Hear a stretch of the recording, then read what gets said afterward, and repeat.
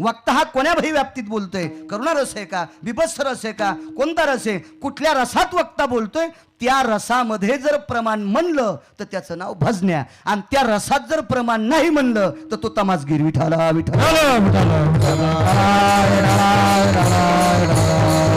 कारण गिरगावकर म्हणतो नाही ऐकायचं नाही बरं का. मी म्हणलेलं माझी बायको सुद्धा मानायची नाही. ती म्हणेल तुम्ही बारगाळ्यासारखं बोलायले, तुमच्या गोळ्या उडाल्या का काय, अशी माझी बायको सुद्धा म्हणेल. असं हसू नका, अशी म्हणणार नाही माझी, कारण तिला माहिती हे शहाणे आहे म्हणून. पण पुरावा मोठ्यांचा सांगतो. निळा म्हणे नवरस देख, निळा म्हणे नवरस देख, जानती गायक चतुर्थे. निळोबाराय सांगतात नवरसाची सिद्धता ज्याच्या अंतकरणात आहे त्याला चतुर गायक म्हणायचं. याच्या व्यतिरिक्त आगळा असेल तर गायन कोणाला बी येते. ह्या बी गाया लागल्यात. बेलवा ह्या गेले ग बाय बाय तिकडच घसरून मेले. श्रावण महिन्यात गाजा धुमाकूळ असतो नाही यायचा बी. लय गाणे असतात, लय लय लय लय लय खूप खूप खूप खूप खूप गाणे असतात. आणि एकदा असंच कीर्तन झालं माझं, जागराचं कीर्तन. आज मला अगोदर जेवायला जमत नाही आणि दुसऱ्या दिवशी काही एकादश नाही काय नाही, कचून जेवायचं होते. म्हणजे दूध आणि भाकरी करतो. म्हणलं चांगली गोष्ट आहे. एका माणसाच्या बैठकीत गेलो, दूध भाकरी कचून खायचं. घरची गाय होती. मी बारक्या म्हशीला ते झाडाला मसळ बांधितच नाही. घरी गेलो, त्या मस्त दूध गीत तापलेलं होतं अगदी अगदी मस्त. 2 भाकरी 5 ज्वारीच्या आल्यान तितक्यात म्हणले आता तिकडे जागर सुरू झाला. झाला जागर सुरू. पार्वती महादेव संन्यासीन कसा झाला गणपती. ती दुधन पोळी तर बाबा तोंडातूनच उरफाटी बाहेर आली. अरे बापरे, हे कोण्या गाथ्यातला अभंग असेल मला तेच कळलं. काय म्हणतील काही मिळच नाही हो. अहो काल्याच्या कीर्तनात एक जणांना प्रमाण द्यावा. गवळणीच्या घरी भगवान श्रीकृष्ण परमात्मा गेले बरं का. काय त्या ठिकाणी मस्त सुंदर वातावरण होतं. काय ती गोपी प्रसन्न झाली बरं का. काय देवाला आनंद वाटला. आज गोपीची भेट होती. काय गोपीला आनंद वाटला. आज भगवंताची भेट झाली. पण काय सांगायचं, भगवान ज्या ठिकाणी गेले त्या ठिकाणी मात्र गोपी नव्हती बरं का. लगेच प्रमाण म्हणलं गवळणीच्या घरी गेलो, गवळण नव्हती घरी. तू फोन करून काऊन नाही गेला. नव्हता का तुझ्या गोपीकडे फोन. किती विचित्रपणा, किती किती किती विचित्र. काय म्हणावं त्याचा मेळ नाही काही काही. अहो इतकं मोठं सुंदर गाथ्यातलं काव्य सोडून, इतकं मोठं सुंदर शास्त्रातलं सोडून, इतके मोठे शास्त्रातले श्लोक सोडून बास्कळ सांगायला सुरुवात केली. बास्कळ सांगायचं स्टेज नाही. वाक्य नीट ऐका. हे स्टेज बास्कळ सांगायचं नाही. बास्कळ लोक कुंटालानं बाहेर करायला लागले तर कीर्तनात बास्कळ करून त्याला पुन्हा जागा करू नका. विठाला विठाला.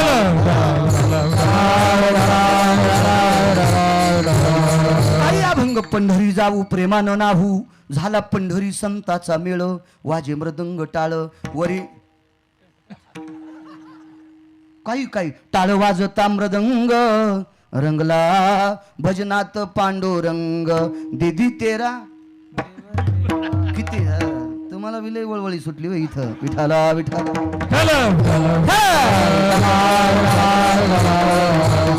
ही बास्कळता नसावी. ही बास्कळता अद्यापता नसावी. अद्यापता नसावी. चला एक ₹100 सोंग घेऊन आलं. हेच चाललं होतं ना. गळ्यात सुंदर शमाली आहेत, अंगावर कपडे वगैरे आहेत आणि भिक्षा मागितली. भिक्षां देहि मा. त्याचे कपडे, त्याचे अलंकार, त्याचं भूषण, त्याचं सगळं वैभव पाहिल्याच्या नंतर समोरच्या माणसाला दया आली. वा वा वा काय महाराज आहे. आणि त्यानं ₹100 देऊन टाकले. ते ₹100 घेतले आणि जाताना ₹74 पेली. 74लाच येते का. मी काय अजून घेतली नाही. एका माणसानं महाराज समजून बाबा ₹100 दिले आणि त्यानं ₹74 पेली आणि घरी जाऊन बायकोला मारलं. पाप कोणाला, ज्यानं पैसे दिलेत त्याला. हे मद्यपिपास अभिप्राप्ती हे साधवे दर्शयामे अर्थात दातृतो ततः यच अनिष्ट भव कारणे हितेषु क्रियज्जना हे ती पापा भाव संभवा. हे काय गांजा कृष्ण थोडंच लिहिले. अरे तुला साधूच्या रूपात दिसतोय. तू त्याला पैसे दिले पण त्यानं पैसे घेतल्याच्या नंतर मद्यपान केलं आणि घरी जाऊन घरच्या लोकांना त्रास दिला. यत अनिष्ट भवती हा पापाम कृतुजन्य हा. तू त्या पापाला वाली आहेस. म्हणून पैसे देत असताना द्रव्ये पात्र विचारणे. सर्वाभूती द्यावे. अन्न अन्नदान देत असताना मात्र कुठला जातीपातीचा पंथाचा कसलाही गरीब श्रीमंत हा कुठलाही विचार करायचा नाही. कोणालाही अन्नदान द्यायचं. आणि त्याचं जेवण झाल्याच्या नंतर तो कोणत्याही जातीचा असू द्या, त्यानं तोंडानं जरी आशीर्वाद नाही दिला, अंतकरणानं जरी नाही आशीर्वाद दिला, त्याच्या अन्नपूर्णेनं जरी नाही आशीर्वाद दिला, देहिनामृती जना अधिष्ठान सकल धरा देवी पवित्र हा पृथ्वी आशीर्वाद देत असते. याच्या शेवटचं टोक सांगतो, अलीकडे येत नाही. ज्या जाग्यावर जेवणारा बसलाय त्या जाग्यावर माणूस जर जेवत असेल तर पृथ्वी प्रसन्न होत असती. आणि माणूस उठून गेल्याच्या नंतर ती पृथ्वी त्या पात्रावर आशीर्वाद देत असते. एत भवस्थिता जायते उच्चाटन भवस्थिता. आणि त्या पात्रावर पडलेला काही मात्र्यातला आशीर्वाद पात्र उचलणाऱ्याला भेटतोय. 7व्या अवतारात एक काम चुकीचं घडलंय. ते पुन्हा एखाद्या कीर्तनात सांगेल कोणतं चुकीचं घडलंय. कारण शहाण्या डॉक्टरनं सगळ्या गोळ्या एका चक्रात दिल्या नाही पाहिजे. दवाखानाही कॉल लागतो. विठाला विठाला. आणि पुरावा नसताना भगवान प्रभू रामचंद्राची चूक काढायची, गिरगाव करायची काय टप्पर आहे? है का नाही? है का नाही? जर गिरगावकरानं चुकीनं जर भगवान परमात्म्याची चूक काढली असती तर कालच्या 4 तारखेला पुन्हा वापस नसतो आलो, वरी गेलो असतो. है का नाही? विठाला विठाला विठाला. या चुकीच्या प्रायश्चित्तातून मुक्त होण्यासाठी पात्र उचलणं गरजेचं होतं. त्या पात्रावरला आशीर्वाद जगाच्या मालकाला मिळत होता. त्या आशीर्वादानं भगवंत एका चुकीतून मुक्त झाले, म्हणून तो उचिष्टे काढी धर्माधारी उचिष्ट काढी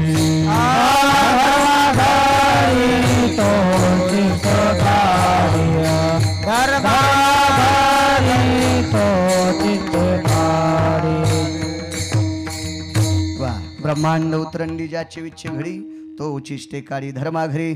नृत्यदादा सांगतात एवढी मोठी शक्ती ज्याच्याकडे असताना तो पांडवाच्या यज्ञातलं उष्ट काढतोय, हा भगवान परमात्म्याचा फार मोठा प्रांजळपण आहे. तर तेवढ्यात एका व्यक्तीने विचारलं, देवानं उष्ट काढलंय? तर निवृत्तीदादा सांगतात नुसते पात्रच उचलले नाही, पात्रच उचलले नाही तर देखिला व माय चक्रभुज स्वभावी, देखिला व माय चक्रभुज स्वभावी, देखिला व माय चक्रभुज स्वभावी, देखिला व माय चक्रभुज स्वभावी, ऋते वागवी अर्जुनाचे, वागवी अर्जुनाचे, वारुते वागवी अर्जुनाचे, देखिला व माय चक्रभुज स्वभावी, देखिला व माय चक्रभुज स्वभावी,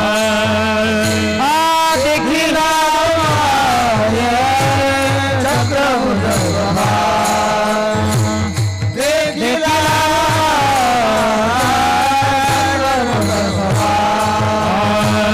वारुतो वागवी अर्जुनाचे,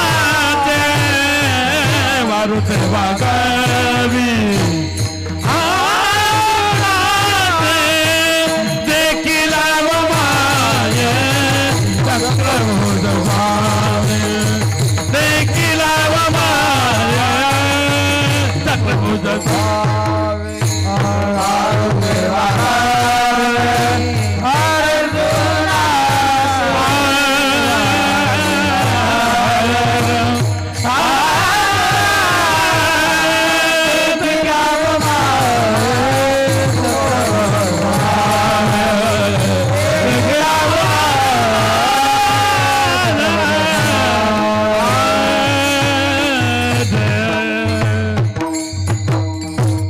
हरिभाऊ म्हणलं पाहिजे प्रमाणे एखादं विठाला विठाला.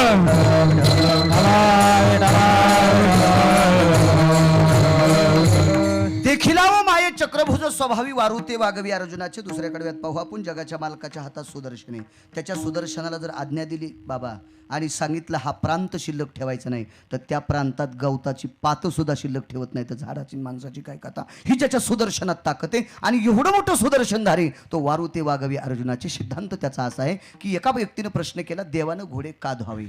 देवानं पांडवाच्या घरी स्वतःची बहीण दिली, याच्याकरता नांगर हाणावा, आऊत हाणावा, गाई वळावा, गाई सांभाळावा, गाई धुवा, वासरं धुवावे, धारा काढाव्या, दूध इकावे, त्यांच्याकडे दही दुप्त करून द्यावं, हे काम करायला देवानं घोडे कशा करता धुतले?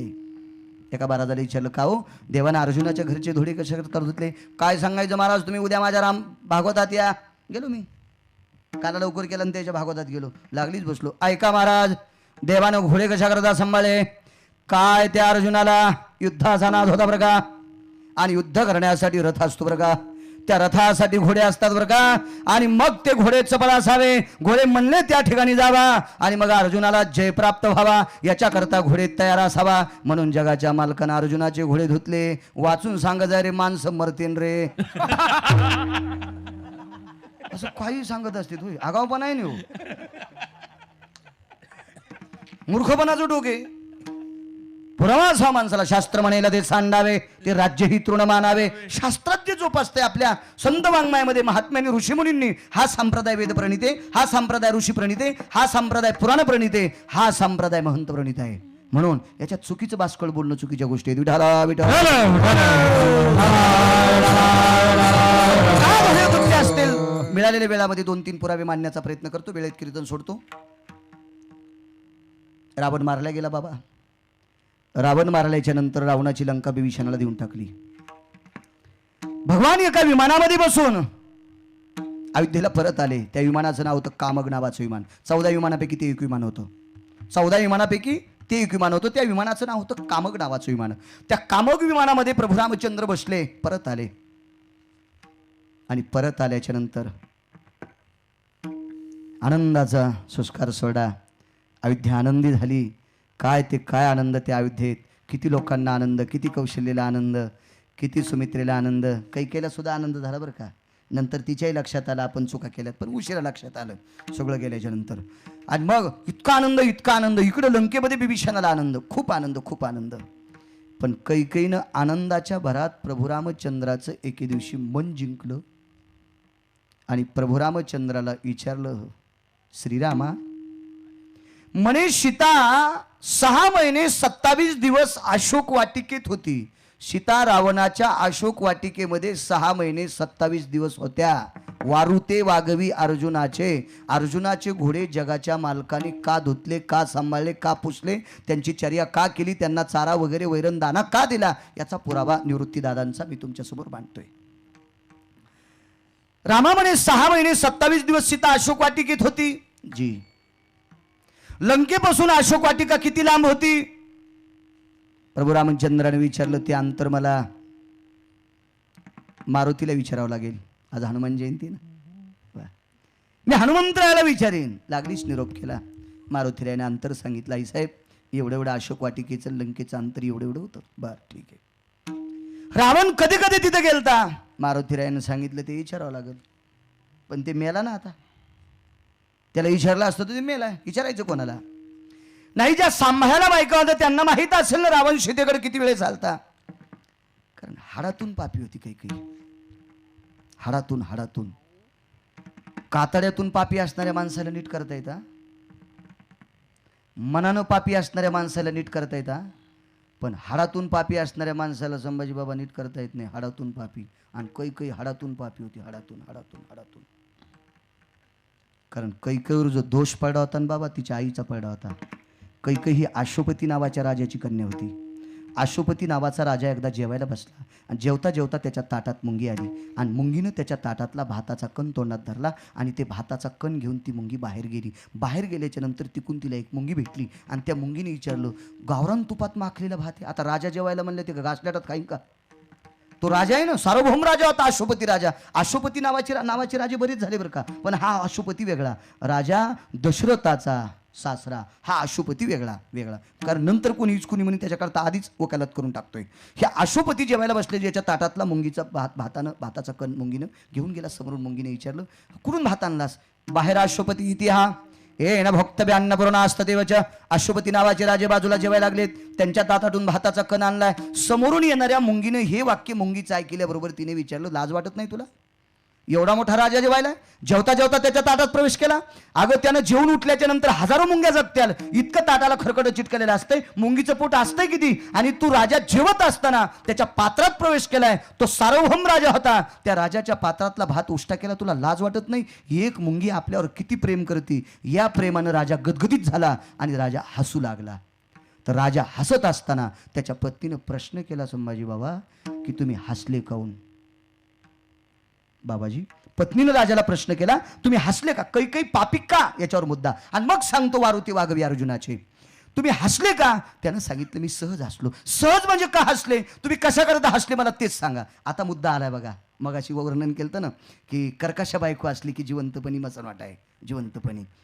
आणि बायको जर प्रांजळ असेल ना तर वनवासात पण स्वर्ग आहे बरं का. बऱ्याच मावल्या प्रांजळ, आता शक्यतो मावल्या प्रांजळच असतात. घोडच त्याला खराब भेटत येत, शक्यतो प्रांजळ असतात. मायबापाचं नाव करण्यासाठी बिचारे वाटेल त्या सहन करतात, वाटेल त्या. लाखात एखादी असती म्हणा त्याच्यातलं, तसं विरोधात बी कसं बोलता येईल सगळ्याच माणसाचं. कधी कधी इकडेही गुन्हा असतो, पण शक्यतो मोठ्या गाडीनं, लहानी गाडी जरी मोठ्या गाडीवर आली तरी लहान्या गाडीचा गुन्हाच नसतो. मोठ्या गाडीलाच पेटून देतात लोक. खरं तर मोटरसायकलवाला पिऊन बी त्याच्या अंगावर गेलं तरी त्या मोठ्या गाडीवरच केस केले जाते, त्याच्यावर करीतच नसते. म्हणजे कधी बी माणसालाच अपराधी ठरले जाते, बायकांना कोणी अपराधी म्हणतच नाही. मी तुम्हाला म्हणतोय अशातला भाग नाही, पण तुमच्यात पण अपराधीपणा असतो, कारण पुराणात पाहिलाय म्हणून तुमच्यात आहे. विठाला विठाला विठाला. बाईनं सांगितलं तुम्ही कशा करता हसलात मला ते सांगा. याला प्राण्याची भाषा कळत होती, मुंगीची, कीटकाची, पशु पक्ष्याची भाषा कळत होती. पण ती भाषा कळल्याच्या नंतर चतुर्कर्णी झाली की हा मरत होता. चतुर्कर्णी झाली की मरत होता. चतुर्कर्णी म्हणजे दुसऱ्याला सांगितलं की तो मरत होता. त्यानं सांगितलं मी ज्याच्यासाठी हसलोय ती गोष्ट जर तुला सांगितली तर मी मरणार. ती म्हणली 10 मारा पण मला सांगा. बाई किती खतरा असेल कल्पना करा. अशी भेटावं का कोणाला? कोणाला वैरायला पण नाही भेटावं इतकी खतरा बाई. आणि मग त्यानं सांगितलं ऐक, माझ्या ताटातून मुंगी भाताचा कण घेऊन जात होती. समोर मुंगी गेली, तिकून एक मुंगी आली. तिने विचारलं भात कुठून आणला. या मुंगीने सांगितलं अश्वपती राजा जेवतात त्यांच्या ताटात. तिने सांगितलं जेवायला लागलेत का? हो. मग जेवता जेवता त्यांच्या ताटात तू का गेलीस? एवढ्या मोठ्या राजाच्या पात्रातला भात मुंगीनं कुठं उष्टा करावा? ती मुंगी सुद्धा माझ्यावर प्रेम करते याच्याकरता मी हसलो. आणि प्राण्याची मुंगीची भाषा कळालेली पत्नीला सांगितली, चतुर्कर्णी झाला आणि राजाचा मानाचा कळस पडला. राजा मृत्यू पावला. कल्पना करा, ज्या बाईनं मालकाला प्रश्न विचारून मारलं तिच्या पोटी जन्माला आलेली कैकई म्हणून दशरथ राजा मारला. लेकरं अपवित्र कशामुळे जन्मतेत माहिती का? आईचं पाप असतंय. येती वात्सल्याभाव स्थिते, पितृत्वाभाव स्थिता, वंश पापा स्थिते, नाना प्रकारचा इतिहास सांगितला. ते आपल्याला विचारायला वेळ नाही. विठाला विठाला हरातून कैकई पापी होती. हरातून कैकई पापी. हरातून असणाऱ्या कैकई पापीनं रामचंद्राला प्रश्न केला, अरे तू किती वेळेस रावण आला तिथं? ते नाही सांगता येणार म्हणले. ज्या दाशा होत्या त्यांना विचारावं लागेल म्हणले. बरं ठीक आहे, ते ठिकाण बघण्याची माझी इच्छा आहे. प्रभू रामचंद्रानं सांगितलं आहे कशाला जाता तिथं? ती लंका आपण आता बिभीषणाला देऊन टाकली. तिथला सुतळीचा तोडा सुद्धा आपल्याला घ्यायचा नाही. कैकेयीनं सांगितलं, अरे रामा मला सुद्धा तिथलं काय आणायचंय, पण मला बघण्याची इच्छा आहे. मग आकाश मार्गानं जाणारी 2 घोडे होते. ते घोडे आकाश मार्गानं जात होते. आकाश मार्गानं रामायणामध्ये घोडे होते 6.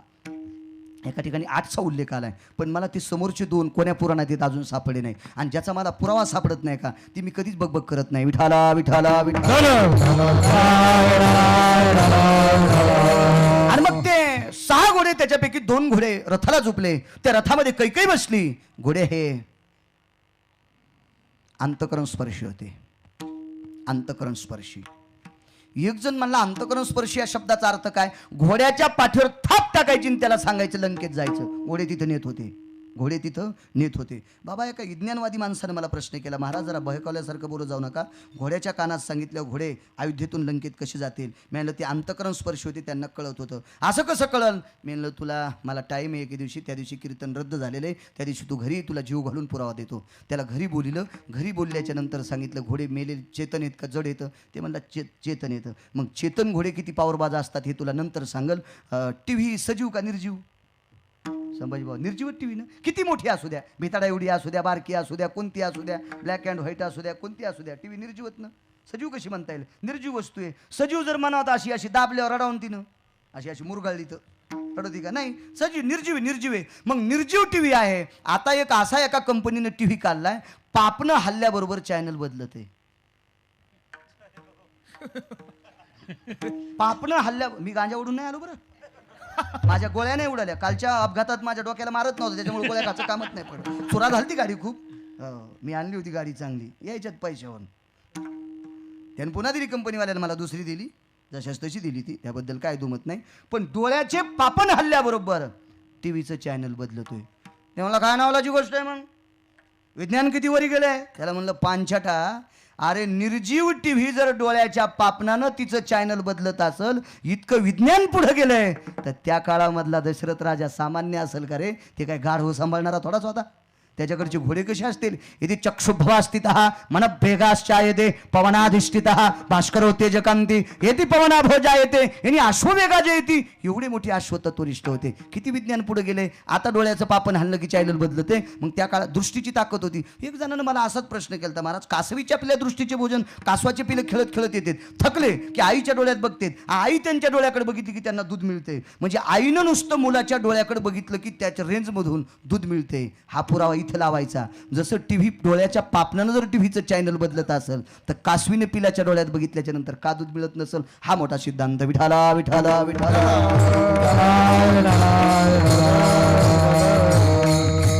आणि मग त्या रथामध्ये कैकेयीला बसलं. हृदय स्पर्शी, मन वेगी, भावना वेगी, प्रविष्ट वेगी, छिन्न वेदी आणि पवन वेगी असे ते घोडे होते. त्या रथाला झुपले. त्या रथात कैकेयी बसली. सांगितलं येती लंका भुवनत्रय हा पामपती निरज्जा येते. सागराच्या पलीकड लंका आहे असं घोड्याला सांगितल्याबरोबर संदिशी बिभीषणाच्या नगरीत तो रथ पोहोचला. तिथे गेल्याबरोबर पाहिलं कोण आहे कोण आहे कोण आहे कोण आहे कोण आहे. मंत्री महामंत्री सुमंत्री सर्वांना चर्चा केली. त्याला सांगितलं मी रामचंद्राची आई कैकेयी आहे. एक जण सेवक पळत गेला. राजाधिराज बिभीषण महाराज भगवान प्रभू रामचंद्राच्या 703 मातेपैकी कैकेयी नावाची माता आली. बिभीषणाच्या लग्न लक्षात आलं. 14 वर्षे 22 दिवस इनच बिना चपलाचं देवाला फिरलं. पण चला देवाची आईचा सन्मान करावा. पत्नीला पाठविलं. सन्मान करीत करीत मध्ये नेलं. त्या काळात काय मोठी पैठणी असेल हिऱ्या माणिकाची कोंदण केलेली ती पैठणी नेसली. सन्मान केला. गावरान तुपात पोळ्या वगैरे सगळं यथासांग झालं. आणि सगळं झाल्याच्या नंतर 4-5 वाजता तिच्या मनातून एक भाव बाहेर आला. भाव म्हणजे मूर्खच भाव होता तिचा. तिच्या तोंडातून एक शब्द बाहेर पडला. बिभीषण जी रामचंद्राने तुला स्वराज्य दिलंय जी याच्यातलं काही नेलंय नाही नेलं आईसाहेब. देण्यासाठी तयार होतास. देवानं आजही मागितलं तर खाली उतरवतो. त्यांनीच दिलंय मी त्यांना देण्यासाठी तयार आहे. आपण काही पाहिजे का आपल्याला. मी ते नेण्यासाठी आले नाही पण एक ठिकाण बघायचं. काय बघायचं आईसाहेब आपल्याला. जिथं राजा रावणानं 6 महिने 27 दिवस सीता ठेवली होती ते ठिकाण मला बघायचं. बिभीषणानं सांगितलं आईसाहेब ज्या दिवशी मी लंकेचा राजा झालो त्या दिवसपासून मी निर्णय केला आहे जगाच्या माईला 6 महिने 27 दिवस माझ्या मोठ्या भावानं ज्या जागेवर त्रास दिला आहे जगाच्या माईला माझ्या मोठ्या भावानं ज्या जागेवर त्रास दिला आहे ती जागा दुःखद आहे. ती जागा मला पुन्हा बघायची नाही असा मी निर्णय केला आहे. किती विवेकी असेल बिभीषण. किती बिभीषण. ठीक आहे म्हणजे तुला यायचं नसेल एखाद्या नौकराला पाठव. मग बिभीषणानं सर्व नौकरांची सभा लावली आणि सर्वांना सांगितलं या रथात बसून अशोक वाटिका बघण्यासाठी कोण जाणार. तर प्रत्येकानं मान खाली घातली. एकही बोलत नव्हता. बिभीषणानं राजा या बळावर 10-5 नौकर जवळ बोलले हे तुम्ही जा. ते म्हणले आताची आत्ता आमचा राजीनामा. पण दुःखद ठिकाण बघण्यासाठी आम्ही सुद्धा जाण्यासाठी तयार नाहीत. राक्षसाच्या ठिकाणी राक्षसच नौकर होते पण एक सुद्धा ते ठिकाण बघण्यासाठी तयार नव्हतं. पण कैकेयीला बघा वाटत होतं. त्या अर्थी कैकेयी हलकट किती असेल कल्पना करा. आणि मग बिभीषणानं सांगितलं आईसाहेब मी तिथे येऊ शकत नाही. तुम्ही लंका परत घेतली तरी देण्यासाठी तयार आहे पण ते ठिकाण मी बघू शकत नाही. नौकर माझी नोकरी सोडण्यासाठी तयार आहेत. ते उपाशी मरतील पण ते ठिकाण बघू शकत नाही. तिनं सांगितलं ते बघितल्याशिवाय मला आनंद नाही. मग गोपुरावर चला. गोपुरावर मी ठिकाण दाखवतो. अशोक वाटिका ती आहे आणि तिथलं तुम्हाला मुद्दा सांगतो. त्या ठिकाणी गेल्याच्या नंतर असं एक झाड आहे. ते झाड गगनचुंबीत आहे. वृक्ष फार उंच आहे. त्याच्या विस्तीर्ण छाया आहे. फार मोठ्या शाखा आहेत. फार मोठी सावली आहे. पण त्या झाडाखाली गवताचं तृण येत नाही. त्या जागेवर सीता बसलेल्या होत्या असं समजून घ्या आणि जा तुम्ही बघून या. मग त्या मनाच्या वेगानं ते घोडे तिथं पोहोचले. तिथं रथ ते खाली उतरला. खाली उतरल्याच्या नंतर पाहिलं तर सर्व झाडाखाली गवत आहे पण एका झाडाखाली गवत नाही. वारू ते वागवी अर्जुनाचे का घोडे अर्जुनाचे जगाच्या मालकानं सांभाळले याचा पुरावा. आणि मग तिथं उतरल्याच्या नंतर तिनं पाहिलं सर्व झाडाखाली गवती पण या झाडाखाली गवत नाही. आणि ती त्या झाडाखाली गेली त्या तरुला विचारत होती तरू या भवती अशोका स्थितीशो. हे तरू हे अशोका सर्व झाडाखाली त्याच्या छायेखाली गवत आहे आणि तुझ्याच छायेखाली का नाही. त्यावेळेला ते अशोक बोलत नव्हता. अशोक म्हणजे झाड होतं ते. तिने पुनश्च प्रश्न केला हे अशोका नाही वा त्रिवार भेदिती अशोका नाही चतुर्वारा पंचाभय षष्टी षष्टी एकादशा त्रयोदश गुणत्रय पक्षायतन भेदी म्हणजे पक्षायतन म्हणजे 15 वेळेस विचारलं तरी पण झाड बोलत नव्हतं. बाजूला सांगण्यासाठी कोणी नव्हतं. त्यावेळेला ती जवळ गेली आणि त्या झाडाला हात लावला. ममा स्वाभवेत्या देवभीते शिक्रिया अनुसंगा वात्सल्य भवा. मी रामाची कुठल्या का नात्यानं आई आहे आणि तुला रामचंद्राची शपथ आहे तुझ्या खाली तृण का येत नाही अशी शपथ घातल्याच्या नंतर अशोकाचं झाड रडत होतं. रडत असताना त्याच्या बुंध्यातून पाणी पाझरत होतं. त्याच्या शाखातून पाणी पाझरत होतं. पानाच्या देठातून पाणी पाझरत होतं. आणि तिने पुनश्च दुसरा हात लावल्याच्या नंतर बुंध्यातून आवाज आला कोमल आवाज. हे कैकेयी माते सर्व झाडाखाली गवताचे तृण धरतात पण या झाडाखाली गवत तृण धरत नाही. याचं कारण एकच आहे 6 महिने 27 दिवस जगाची माय राम या नावानं राम नामाचा स्वीकार करत उच्चार करत करत करत करत करत करत सारखं रुदन केलं. ही जागा एवढी दुःखित झाली की या ठिकाणची जागा तृणसुद्धा धरत नाही. हा प्रकार अशोक नावाचा वृक्ष कैकेयीला सांगत असताना कैकेयीनं ऐकत असताना तिच्या डोळ्याला तिळमात्र पाणी नाही. पण ह्या 2 घोड्यानं हा संवाद ज्या वेळेला ऐकला त्यावेळेला दोन्ही घोड्यानं प्राण सोडून दिला. त्या दोन्ही घोड्यानं प्राण सोडून दिला. ह्या 6 घोड्यापैकी कार्तवीर्य कार्तभाम नावाचे घोडे होते का. आणि पुढचे जर पाहिले मणिपुष्पक मणिदंत मणिप्रिया आणि मणिभानू हे पुढचे द्वापार युगात पुढे यांच्या नंतरचे नावं. पण आता कार्तवीर्य आणि कार्तभाम आणि ह्या घोड्याने प्राण सोडा. आता कैकेयीला जाण्यासाठी पंचायत. मग पुनश्च लक्षात आलं बिभीषणाच्या कैकेयी सागरात तरत पडला नसेल तो. पण प्रभू रामचंद्रानं पाठवलेलं तर असं नाही. प्रभू रामचंद्र असं करू शकणार नाहीत. त्या घोडे फार तत्वनिष्ठ असते. मग एक नाना प्रकारचा योग करून एक विमान पाठवलं. त्या विमानाचं नाव होतं प्रभदत्त नावाचं विमान. हे मनोवेगी विमान होतं. ते लागलीच तिथं. आता एक नवीन गाडी आली म्हणे बिना ड्रायव्हरची चलती. एक नवीन गाडी आली म्हणे बिना ड्रायव्हरची चलती. आता ती घ्यापुरती आपल्याकडे पैसे नाहीत. नाही तर मी ती घेतली असती. पैसे आले होते घेणारच आहे. विठाला विठाला कल्पना करा, माणसानं निर्माण केलेली पांचट गाडी जर बिना ड्रायव्हरची चलती तर त्या काळातलं प्रभदत्त नावाचं विमान बिना ड्रायव्हरचं का चलत नसावं. प्रभदत्त नावाचं विमान, प्रभदत्त, ज्या विमानाला विधवेचा पाय लागला की विमान जळून जाते, एवढं मोठं टोकाचं विमान असेल ते विमान पाठिलं आणि कैकेला घेऊन आले. मग विचारला आईसाहेब रथाची काय परिस्थिती. घोड्याने प्राण सोडा. का प्राण सोडा. सीतेची व्याकुळता भूमी बघितली, सीतेची दुःखद भूमी बघितली, सीतेची त्रासाची भूमी बघितली, सीतेनं आतूट केलेला शोक भूमी बघितली. तिथं गवत सुद्धा तृण, ती जागा सुद्धा तृण धरीत नाही. ही अवस्था ऐकल्याबरोबर घोड्याने प्राण सोडा. लागलीच जगाच्या मालकाला हा संदेश मिळाला. विटेवरच्या मालकानं कामग नावाच्या विमानात संदेश पाठिला. त्या घोड्यांची समाधी करा. घोड्याची समाधी केली तिथं अशोक वाटिकेमध्ये. समाधी केल्याच्या नंतर तिचा उत्सव सुंदरसा झाला. तरी घोड्याला समाधान स्थितीत किती येईल हे भगवंताने विचार केला. समाधी डुलते का, समाधी हलते का, समाधी पाझरते का. विभीषणानं सांगितलं नाही. भगवान प्रभू रामचंद्राच्या स्पर्शाची चाहुलीची गरज होती. अयोध्येतून कुंड पाण्याचा पाठिला. तो कुंड त्याच्यावर टाकल्याच्या नंतर समाधीतून अश्वांचा आवाज आला. जगदानंद कंद जगतपते जगदा स्थित पवित्र हा त्वम हस्तोदकच्चल स्थितो पवित्र विन्यासं कृतो हा.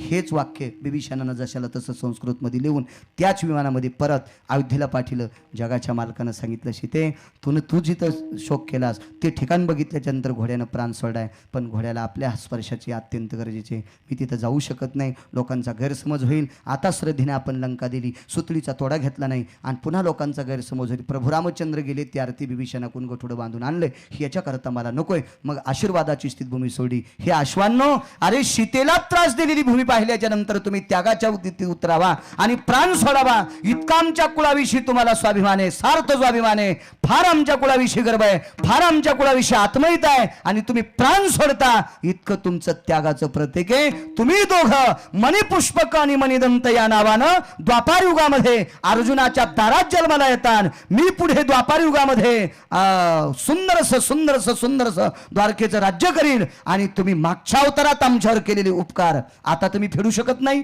रामावतारात असं वाल्मिकानं लिहिलं नाही आणि वाल्मिकानं जी लिहिलं नाही त्याच्या युद्ध मला जाता येत नाही. म्हणून आता तुम्ही आमच्यावर एवढे उपकार केले, हे उपकार तुमचे फेडण्याची माझ्यामध्ये कुवत नाही. असली कुवत तरी वाल्मिकाच्या विरोधात जाता येत नाही. मणिपुष्पक आणि मणिदंत या नावानं तुम्ही जन्माला या. मागच्या युगात काळात केलेले उपकार फेडण्यासाठी मी तुमचे घोडे, तुम्ही तुमची सेवा करीन. वारुते वागवी अर्जुनाचे, वारुते वागवी अर्जुनाचे, वारुते वागवी अर्जुनाचे. देखिला वो माय प्रभु स्वभाव, देखिला वो माय चक्रभुज, देखिला वो माय चक्रभुज, देखिला वो माय चक्रभुज.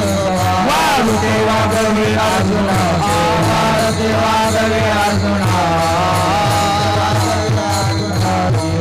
एके दिवशी भगवान सूर्यनारायण, आता 10 मिनिटं शिल्लक आहेत फक्त. एके दिवशी भगवान सूर्यनारायण अयोध्येत आणायचं ठरलं. एका साधूनं सांगितलं सूर्यवंश नाव तुमचं आहे, आतापर्यंत सूर्य आला नाही, सूर्याला घेऊन या. त्यावेळेला एका साधूच्या कृपेने सूर्यनारायण अयोध्येत येण्यासाठी तयार झाले. पण सूर्य नटले, मला रथ पाहिजे. सूर्याचा रथ पृथ्वीवर चालत नाही. चाक एक आहे, घोडे 4 आहेत. सूर्याच्या रथाला जे घोडे आहेत त्यांना शामकर्ण म्हणतात. सूर्याच्या रथाचा सारथी त्याला अरुण म्हणतात. एक जगाच्या मालकाला पाठीवर घेतो, एकाचं नाव गरुड. विंतीला 2 पुत्र अरुण आणि गरुड. बाकीचे किती पुत्र होते सोडून द्या, पण मुख्य अरुण आणि गरुड. एकानं सूर्याचं सारथ्य केलं म्हणून अरुणोदय प्रकाश झाला. सूर्योदय प्रकाश झाला म्हणत नाहीत. घंटा गजरग रजिन्नला अरुण उठा अरुणोदय प्रकाश झाला. हा आपण सकाळी काकड्यात अभंग ऐकतो.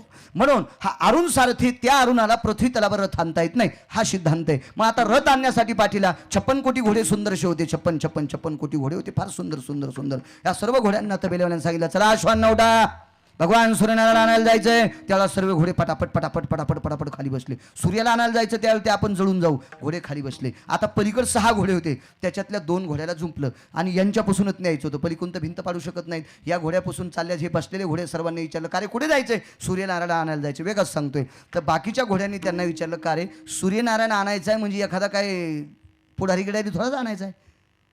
सूर्यनारायणाच्या जवळ गेल्याच्या नंतर जळून जाताना ते इतका वर येतं शेंडीतला घामफुटात यायलाय, तुम्ही जवळ गेल्यावर कोळसा होईल. ते म्हणले एक काम करा, सूर्य आम्ही जरी नाही आणला तर सूर्य अयोध्येत येणार आहे आणि सूर्य अयोध्येत आल्यावर तुम्ही सुद्धा जळणार आहेत. त्याच्यापेक्षा आणायला गेलेले जर जळाले तर ग्रंथात येतील, आणायला गेलेले जर जळाले तर ग्रंथाच्या यादीत येतील आणि तुम्ही नाहकच मरताना त्याच्यापेक्षा आम्हाला जाऊ द्या. आणि मग ही दोघं जण गेले. कल्पना करा, स्वागता करता गेलेले घोड्याला सूर्य कसा जाळीन बाबा. तिथं गेल्याच्या नंतर हिमवंतोपाचारीला फार सुंदरसे श्लोक आहेत, तिथं 23 श्लोक आहेत. मग हिमवंतोपाचारीला सभे अंगवेघाना कायावृधीना आश्वस्थिता शीतवेढा भवती असे सुंदरसे श्लोक आले. आणि मग ते शीत अंगाला वेढवलं. भगवान सूर्यनारायण त्याच्यात बसले आणि मग सूर्यनारायण परत केलं. पण विटेवरच्या मालकानं म्हणजे प्रभू रामचंद्राने विचार केला, ज्या घोड्याने सूर्य इथं आणण्याचा आपल्यावर उपकार केलाय त्या घोड्यांना आपण काय संगोपन करावं. म्हणून या उत्तरायित होण्यासाठी हेच घोडे पुन्हा अर्जुनाच्या दारात 2 जन्माला आले. वारुते वागवी अर्जुनाचे. तिसरा मुद्दा आहे का, 28 मुद्दे त्याच्यातला एक सांगतो आणि पूर्णविराम करतो. भगवान श्रीकृष्ण प्रभू रामचंद्र, सीताई साहेब, लक्ष्मण वनवासाला चालले. वनवासाला जात असताना 2 घोडे रथाला झुपले. नागरोंद्र वृक्षाखाली त्या दिवसा मुक्काम होता शरयूच्या तीरावर. तिथपर्यंत घोड्यांनी देवाला त्या रथात बसून देवाला नेऊन घातलं. तिथं गेल्याच्या नंतर सोबत एक व्यक्ती होता सारथी. त्याला भगवान प्रभू रामचंद्रानं लवकर उठून सांगितलं, तुम्ही एक काम करा, लक्ष्मणजी आणि सीताई साहेब उठायच्या अगोदर पटकन घेऊन जा. आता लक्ष्मण झोपलेत नाही तर उठायचा काय प्रश्न आहे. 14 वर्षे 22 दिवस लक्ष्मण झोपले नाही, पाणी पिलं नाही, अन्न खाल्लं नाही, काहीच नाही. ते जागेला जागेत झाडाच्या पलीकडून होते. सीताई साहेबांकडे बघत त्यांचं संरक्षण करीत. तेवढ्या अवकाशात प्रभू रामचंद्र सारथ्याकडे आले आणि सांगितलं, परत जा, आमच्या बाबाला सांगा आईची हत्या करू नका, स्त्री हत्येचं पातक फार मोठं आहे. हे संगोपन केलं आणि निघाले. पण जात असताना त्या माणसाला जावं वाटत नव्हतं त्या सारथ्याला. त्या सारथ्यानं सांगितलं, भगवान मी जर रिकामारत परत घेऊन गेलो तर अयोध्येतील लोक मला दगड मारतील, मला काळमुख्या म्हणतील, तू देवाला वनात सोडून आला आणि तू रिकामं थुत्तर घेऊन इकडे आलास, म्हणून मी जात नाही. भगवंतानं सांगितलं, सेवकी करावे सांगितलेले काम, मी जगाचा मालक ह्या असं तुम्ही मला मानतात ना, माझा आदेश आहे ना, त्यानं तुम्हाला आदेश आहे, तुम्ही परत जा. त्या त्या रथामध्ये ती व्यक्ती बसली. घोड्याचा बागडोर ढिला केला. तो रथ अयोध्येकडे ढाळे जात होता. पण त्या व्यक्तीने प्रभू रामचंद्राकडे तोंड केलं आणि रथाकडे पाठ केली, अयोध्येकडे पाठ. आणि दिशेनाशी जोपर्यंत प्रभू रामचंद्र होते तोपर्यंत बघत होते. पुन्हा इकडे तोंड केलं आणि घोडे हाकत होते. घोडे हाकत असताना दिवस उन्हाळ्याचे होते. सर्वत्र भूमी वाळलेली होती. पण रथाच्या चाकाला चिखलाचे छिट्टे लागत होते. कल्पना केली या व्यक्तीनं, पुढेही वाळली माती आहे, आजूबाजूला वाळली माती आहे, पण रथाच्या चाकाला ओलसर छिट्टे कशा करता लागले. बागदोर आखाडा खाली उतरले. तेवढ्या अवकाशात पाहिलं, पुढे नाही फक्त पाठीमागे. ते का पडत होतं, घोड्याच्या डोळ्यातलं पाणी पडत होतं. घोड्याच्या डोळ्यातलं पाणी पडून एक थेंब पडला की एका थेंबा इतका चिखल व्हायचा आणि तोच चाकाला चिटकायचा. म्हणजे ते वनात सोडल्याच्या नंतर घोड्याला सुद्धा रडू येत होतं. चला पुढचा प्रकार आहे का, अयोध्येत ऐकल्याच्या नंतर घोडे तबेल्यात सोडे. सर्व घोडे चारा खात होते, दाना खात होते. पण ज्या घोड्यानं प्रभू रामचंद्राला वनात सोडत ते घोडे चारा खात नव्हते. बऱ्याच लोकांचं असं मत आहे. भगवान प्रभू रामचंद्राच्या सोबत लक्ष्मण गेले. काय सांगायचं बरं का, लक्ष्मणाने काय रामाची सेवा केली. आणि सर्व रामायणामध्ये 14 वर्ष 22 दिवस एकटाच लक्ष्मण उपाशी होता. येडेवाणी सांगू नकोस रे, असं करू नकोस. कारण एसटीचा ड्रायव्हर जर चुकला तर 55 मरतेत, जीपचा चुकला तर 10 मरतेत, मोटरसायकलचा चुकला तर 2 किंवा 3 मरतेत, रेल्वेचा चुकला तर हजारो मरतेत, वक्ता चुकला तर कोटी मरतेत. विठाला विठाला.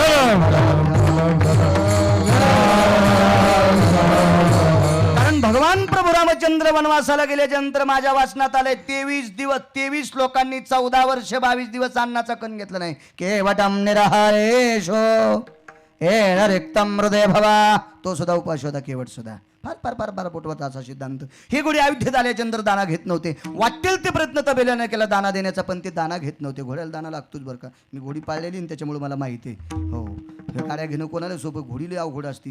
तिला जरा असं कमी केलं की ती अशी मरकुडी होऊन जाती. आणि ती मरकुडी घेतली की झाली की ती चौब असं वाटत नाही. मोठं निमित्त असतं. कधी कधी बायकोवर प्रेम कमी केलं तरी चालते, पण घोड्यावर करावंच लागतंय. त्यात तेच लोक पाळीत होते पूर्वीच्या काळातले माणसं. विठाला विठाला विठाला. मग हे एवढे घोडे सुंदर होते. आकाश मार्गाने जाणारी घोडे हे चारा का घेत नाहीत. वाटेल ते प्रयत्न केला सुमंतानी, पण घोडे चारा घेत नाहीत. त्या घोड्याचा असा नियम होता, भगवान प्रभू रामचंद्राला वनात सोडायला गेलोत ना, हे आमच्याकडे पाप होतं, हे आमच्या जीवनात पाप होतं. म्हणून जगाच्या मालकाला आम्ही शरयूच्या तीरापर्यंत वनात सोडण्यासाठी गेलोत. आम्ही पापी आहेत. आमचं पाप त्या दिवशी मुक्त होईल, जगाचा मालक वनातून पुन्हा परत येईल. त्याच दिवशी आम्ही अन्न घेऊ. किती त्यागाचं मोठं प्रतीक असेल, कल्पना करा ना, किती त्याग असेल, किती त्याग. असे उपास धरणारे तर कुंटलानं पाहिले. नवरात्रात काही काही माणसं साबुदाणा खातेत, चपला घालीत नाहीत, दसरा झालं की घोरपडी सोडित नाहीत. असे उपास लय पाहिले ना. नवरात्रात काही उपास धर, भेंडरं खाय, काय काय शेळ्याचाच अवतार. असे खूप उपास धरणार आहेत. काही लवंगाव धर, कोणी खारकाव धर, कोणी दुधाव धर, असे खूप उपास. पण त्याग लागणं त्या तितक्या घ्यायचं त्याग. 14 वर्ष 22 दिवस कुठलाही दाना खाल्लं नाही किंवा कडब्याचं चिपाट खाल्लं नाही. भगवान रामचंद्र परतून आले. पुन्हा अयोध्येचं राज्य सुरू झालं. एके दिवशी सुमंतानं सांगितलं, प्रभू यती योगी जपी तपी संन्यासी राजे महाराजे 56 देशाच्या राजांना वानरादी तुम्ही सर्वांचा सत्कार केलाय, पण ज्या घोड्यानं 14 वर्षे 22 दिवसाचा तुमच्यासाठी उपवास धरलाय त्या घोड्यासाठी काय? तबेल्यात प्रभू रामचंद्र आले. पाहिले तर घोड्याचे सापळा दिसत होता, पण प्राण भगवंताच्या अस्तित्व कृपेने जागृत होता. पाहिला रंध्रपूर्ण रामनामाने व्यापित झालेले होते. भगवंत जवळ आले, घोड्याच्या पाठीवरून ताप फिरली, पण दुःख वाटलं. अरे मी काय करू शकतो याच्या व्यतिरिक्त? तुमची जर चर्या करू तर वाल्मिकानं तसं लिहिलं नाही. दोन्ही घोड्याच्या पाठीवर थाप टाकली आणि तुम्ही एवढा आमच्यासाठी त्याग करता. अरे मी वनाला गेल्याच्या नंतर माझ्या घरातल्या लोकांनी जेवावा. फक्त लक्ष्मणाची पत्नी उर्मिला जर सोडून दिली तर अयोध्येत फक्त 3च व्यक्ती उपवासी होते, 2 घोडे आणि उर्मिला. बाकी सगळे जेवत होते. कौशल्या माता सुद्धा जेवत होत्या. जिहम वात्सल्य असतं तर उदरेचा, जिच्या पोटी जन्म घेतलाय ती आई जेवत होती. फक्त एक भाऊजही उपवासी होती आणि पशुमध्ये तुम्ही दोघं उपवासी होतात. इतका आमच्यासाठी त्याग करता आणि मी तुमची काहीच सेवा करू शकत नाही, याचा परतावा करू शकत नाही, म्हणून दोन्ही घोड्याच्या पाठीवर थाप टाकली. तुम्ही पुढे अर्जुनाच्या दारात जन्माला येतात आणि मागच्या अवतारात आमच्यावर केलेले त्यागाचे परोपकार, या उपकाराची फेड करण्यासाठी वारुते वागवी अर्जुनाचे. वारुते वागवे अर्जुनाचे, वारुते वागवे अर्जुनाचे. देखिला वो माये चक्रधर स्वभावी, माये चक्रधर स्वभावी. देखिला वो माये चक्रधर स्वभावी, देखिला वो माये चक्रधर स्वभावी. वारुते वागवे अर्जुनाचे, वारुते वागवे अर्जुनाचे, वारुते वागवे अर्जुनाचे. याच्याकरता भगवान परमात्माने अर्जुनाचे घोडे धुतले हे आपल्याला पाहिलं, लक्षात आलं. याज्ञिकार प्रीती मंत्राची आहुती, तो द्रौपदी प्रति भाजी मागे, नाना प्रकारचे याज्ञिक. किती तुप जाळले. मी 4 वर्ष कर्मकांड केलं बाबा, खूप वास्तुशांत्या केल्या, खूप वास्तुशांत्या. इतकं तूप टाकलं यज्ञात. पण एक जण म्हणला, महाराज माझ्या घराची 3दा वास्तुशांती झाली पण मला सुख नाही. मी मग मला पूर तुझ्या घरात, तुझ्या बैठकीत मला पूरवरून फरची टाकन, त्याच्यावर पलंग टाकन, आराम कर म्हणजे तुला सुख भेटन. अरे महाराजानं किती जरी तूप जाळलं तर तुला कुठं सुख भेटन? तुला चांगलं वागावं लागन त्या घरात, तेव्हा तुला सुख प्राप्त होईल. वास्तुशांती केली म्हणजे माणसाला वाटतं आम्हाला सगळं काही एखादा पैशाचा बुंगळात लागावा. नाही ना, तुला तसं वागावं लागन तरच. डॉक्टरकडे एक जण म्हणला, डॉक्टर साहेब मी किती औषधं घेतली पण मला गुण येईन, माझी सर्दीच राहीन. डॉक्टर म्हणले घरी गेल्यावर काय करतो? काय नाही म्हणला, ताक प्यायचा लय नाद आहे. मग तो 10-15 डॉक्टर खाल्ली तरी तुझी सर्दी राहणार नाही. तू पथ्य पाळीत नाही ना. वास्तुशांती केली म्हणजे पथ्य पाळावं लागेल ना. त्या घरात कसं राहावं, त्याचं अनुकरण काय, तसं जर वागत राहिलं तर तू त्या घरात सुख भेटल. असे नाना प्रकारचे यज्ञ केले, खूप खूप खूप खूप खूप खूप यज्ञ केले. आमची इथं पांडुरंगाची प्रतिमा करायचं ठरलं. याज्ञिकार प्रीती मंत्राची आहुती 5 मिनिटात सांगतो, पूर्णविराम करतो. पांडुरंगाची प्रतिमा आणली. आता बसवायची कुठे ही पंचायत. कुणी म्हणलं चावडीवर बसवा, जागा रिकामी आहे सरकारी, तिथं आपण सुंदरसं मंदिर करू, तिथं बसू. चावडी गावातल्या मध्यभागी होती, तर तिकडचे इकडचे लोक तापले. म्हणले ह्या मधल्या बायाला सकरातीला जवळच झालं ना, आपल्याला लांबून जावं लागतंय, मग चावडीवर नाही बसवायची. काही म्हणले मारुतीच्या मंदिरापाशी जागा भरपूर आहे, तिथं मंदिर करा. आता मारुतीचं मंदिर वरलाकून गावाच्या, मग खाल्लाकडे तापले. त्या बायाला किती जवळ झालं, आपण इतक्या लांबून जायचं का ट्रॅक्टरमध्ये बसून जायचं का? आता ताप न ताप. आणि आमची परिस्थिती नाजूक, तवा 1.5 एकर जमीन आताची इचकू नका. काय चलत तिथं? मग म्हणले खाली इकडे बसवा, खाल्लाकडे नाही म्हणले इकडचे तापले. मग शेवटी एक महाराज होते, त्या महाराजांनी सांगितलं आता मंदिरातच बसवा, दुसरं करू नका, काय नका. मंदिरात बसवायची ठरली. मिटिंग घेतली. गावातले लोक म्हणले काय लागते बाळू? आता लहान होतो त्यावेळेला मी. म्हणलं काय नाही, याला 10-11 ब्राह्मण लागतील, पूजापाठ वगैरे. ब्राह्मण काय घेतील? म्हणलं दक्षिणा तर घेतेनच ना. किती द्यावं लागन? म्हणलं आता त्याला द्यावंच लागन, एवढी दक्षिणा द्यावं लागन. पूजेला काय काय लागतंय? आता मला माहित होतं 2-4 दिवस आपल्याला कुठं जाता येत नाही, आपले धकून घ्या. मी सांगितलं 11 किलो खारका, 11 किलो सुपाऱ्या, 11 किलो बदाम, 11 किलो खडी साखर, खुदडी छटाक. लई म्हणजे काय करायचं ते कोण लावायला घरी? कारण ज्याचं कामच नाही ते जास्त कशाला सांगायचं आहे का नाही. मी कुंकुदिडच छटाक बस झालं. हां 50 पिसं असं सविस्तर पूर्ण सांगितलं. तांदूळ 23 किलो असं पद्धतशीर सांगितलं. यादी झाली 50,000ची. गावातले म्हणले मग तू बी गावातला झेस ना? हो. मग हे करतोस ना तू? म्हणलं हो. मग इतकं तू आणलं तर काय होतंय? अरे बापरे, म्हणलं आगाव कुठं झालं. आता मला आणायला सांगितलं म्हणलं मी 1.5 छटाकच सांगितलं असतं ना. कारण आमच्या हातात सांगल, ब्राह्मण सांगल ती दिशा, नावी ठेवली तिथं मिशा. आमच्याच हातात असतो. एका सुपारीवर अभिषेक करायचा का 15 सुपारीवर, हे आमच्याच हातावर असते. सगळं सगळं सगळं आमच्या हातात. सत्यनारायणाला गेलो मी एके दिवशी, चांगल्या माणसात सत्यनारायण होता. मी तुम्हाला आधीच सांगितलं मी कोरडवाच्या नादी लागत नाही. सत्यनारायण चांगला होता, मस्त असा सुंदर जेवाय गिवायला झालं. सुपारीत पानपुड्यातली संपली. मी म्हणलं घ्या वरुणाची. आता पूजा झाल्या वरुणावरली सुपारी घ्यायला काय हरकत आहे? जोहरक वरुणाची पूजा आहे तोरक गणपती सुपारी गणपती टेकून पूजा गणानंतो गणपती गवामहें गवप्रिया शुद्धोदक स्नानम उष्णोदकम शीतोदकम काय घृत स्नानम वगैरे दधी स्नानम शर्करा स्नान सगळं त्या सुपारीवर गणपतीची सगळी पूजा केली आणि पूजा आटपल्याच्यानंतर जेवण झाल्यावर तीच सुपारी लगेच आडकी त्यात आली आमच्या हातात आहे ना.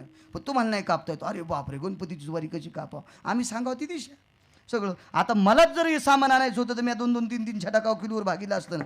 काय करा आगाव काम झालं पण आणलं मी.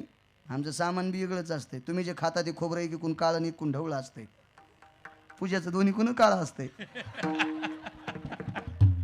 पूजाचं खोबरं दोन्हीकून काळं. तुम्ही हे खाते ते राजापुरी असते. पूजेचं दोन्हीकून काळं. तुम्ही खातात त्या खारका अशा पातकावानी असतात. आणि आमच्या पूजेची खारीक सांगू का म्हशीला फेकून हाली तर टावका निघतो इतकी खारीक. एक म्हातारी आली आमच्या इथे म्हणले माय बाळू महाराज घरीच आहेत का हो?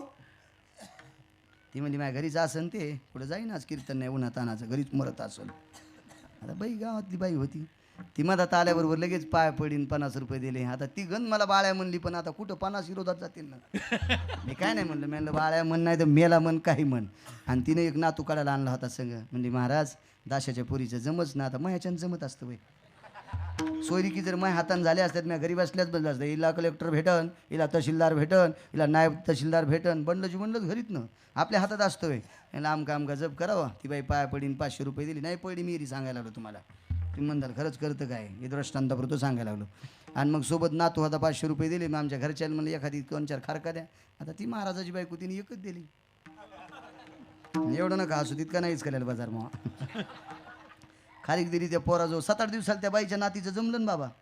ती पुन्हा 1000 रुपये घेऊन आली. आता बदललीत म्हणा तो 1000च नोटा होते ना. ते 1000 रुपये घेऊन आली पाया पडी. महाराज खरंच जमलं ना. आमच्या घरच्या म्हणलं पहिले 500 हे 1000 1,500च्या किती खारका त्याला तिनं मोठक्ष आहे. तिने ओंजळभर खारका आणल्या. म्हणलं बाई धरा पोराला. ती म्हणली नको. म्हणलं काऊन ते तिची आहे ना. म्हणजे हप्त्यापासून तिचं पोरगं चोखू लागलं तरी खारीक आठवडी लागलीच नाही. आणि ती खारीक पूजाला असती. काय देव पाहून कल्पना करा बरं. त्या खारका आमच्या पूजेला असतात. त्या पूजेला आता त्या पूजेच्या सुपाऱ्या तर लयच भारी असतात. गणानंदो गणपती गवामह्या गवाप्रिया सुपारीला पाणी घाला. आता ते आम्ही मग पूजा करता म्हणत असतो. पुढे बसलेली यजमान घाला सुपारीला पाणी. सुपारीला पाणी घाला म्हणल्यावर ते लगेच फुल बुडीतं तांब्यामध्ये आणि त्याच्यावर टाकतं तेव्हा त्याच्यातून एक काळीवर येते. ते म्हणते बाळू महाराज अरे आम्ही या सुपारीच्या याच्यात घर केले रे आणि तू याच्यात आमच्या घरात जर पाणी टाकायला तर तू या घरात वडा घुसल ना. म्हणजे सुपारीतून आळ्या बाहेर येतात तरी ती सुपारी आमची पूजाला दाबल्याबरोबर ठसकन ती सुपारी. बदाम तर इतका कडू जर खाणं उलटणं संगच बदामाचा ते याचा खडीसाखराचा खडा असतो गोड तोवर का आमची पूजा भरूच तर यजमानाचं कट्ट कवाशी खडा घेऊन जातो पता लागत नाही. आणि मग आम्ही काय न्यायच्या त्या खारका त्या अशा ते खोबरं दोन्ही कोण काळं जहर आणि ते गव्हात तांदूळ मिसळणारे ती निसून महाराजीने आंधळी.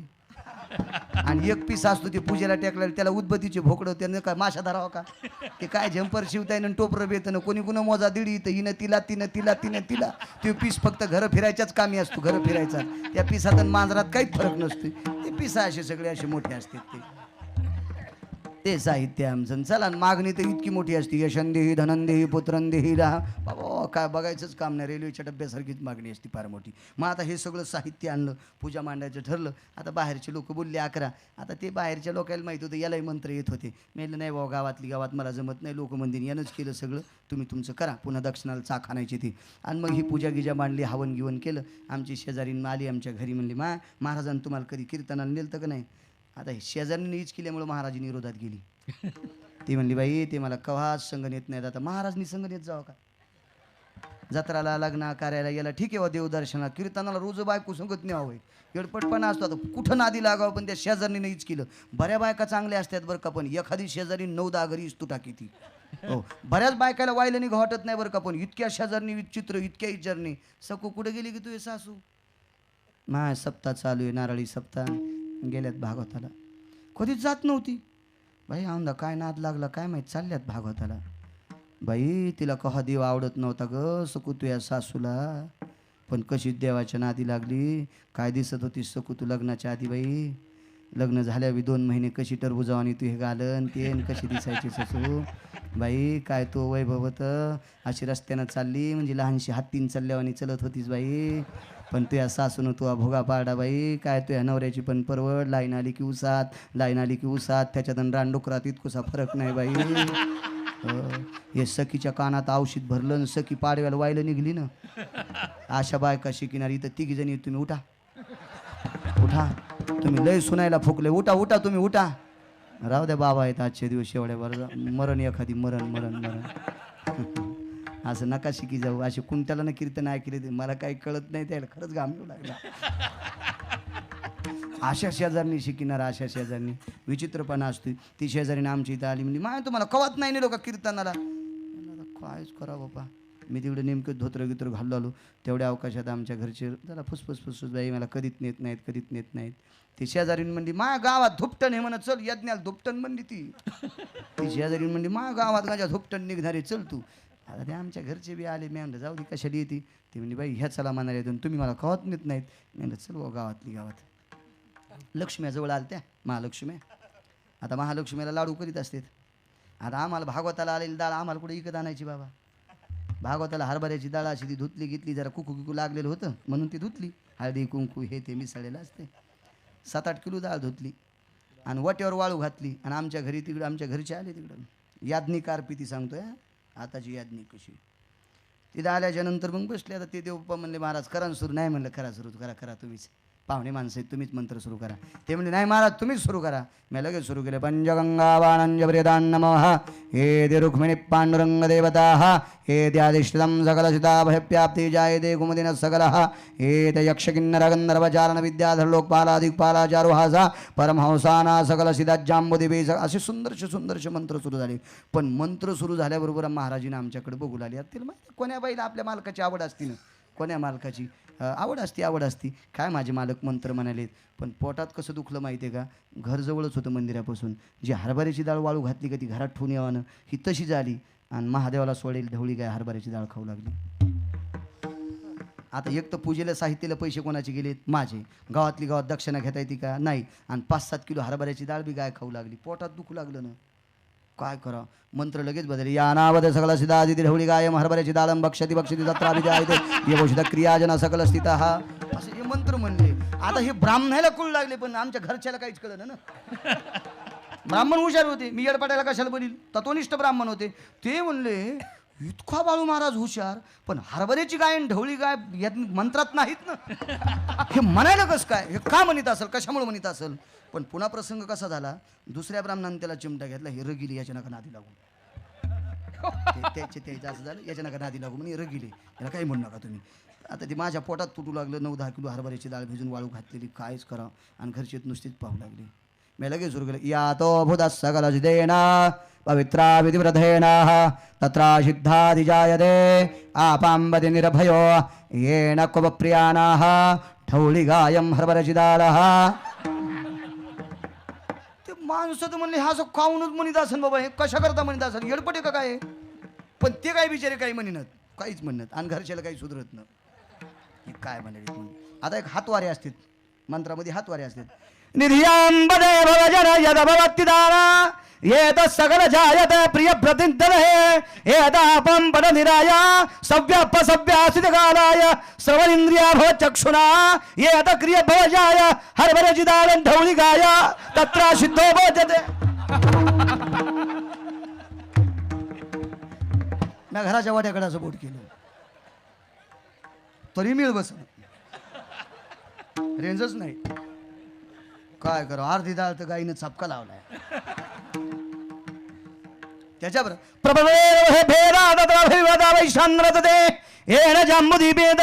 रुक्मिणी पांडुरंग पंचाय लक्ष्म्या जालारूसाठी हरभऱ्याची डाळ घातली तत्रा भोजाय दे क्रियजन ढवळी गाय. मग आमच्या घरच्यानं असं पाहिलं. बाई गाईनं तर फुगा पाडला. आणि मग घरी आल्या मला म्हणली बाई तुम्हाला मंत्र बी म्हणता येते, डाळ कशी सांभाळता येते. अशा डाळ सांभाळायला याज्ञिक म्हणते तुय. चक्षुयंद्रगारसन प्रिय वैशांद्र हवानांज ज्याच्या मंत्राला अग्नी पेटतोय त्याला अग्निहोत्री.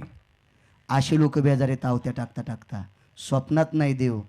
आणि तो देव तो द्रौपदी प्रतिभाजी मागे ढोब्बार घुमाय ढोब्बार घुमाय ढोब्बार घुमाय ढोब्बार घुमाय. मोठ्या श्रद्धेने 8 तासाने 2 मिनिटं फक्त. किती सुंदर असा हा नामयज्ञ ज्ञानयज्ञ हो चालत खाली आहे. बसा 5 मिनिट अधिष्ठान दैवत सद्गुरू नारायण बाबा आदी करून सर्व महंत येती योगी पुढे उत्तरदायित्वास्थित आदरणीय शिवाजी बाबा महंत या सर्वांच्या कृपाछत्रास्थित चालत असलेला हा बऱ्हाणपूर क्षेत्राच्या ठिकाणी या नगरीच्या ठिकाणी हा सुंदरसा सप्ताह. गोड हे अधिष्ठान फार मोठं टोकाचं आहे. प्रतिपंढरी आहे.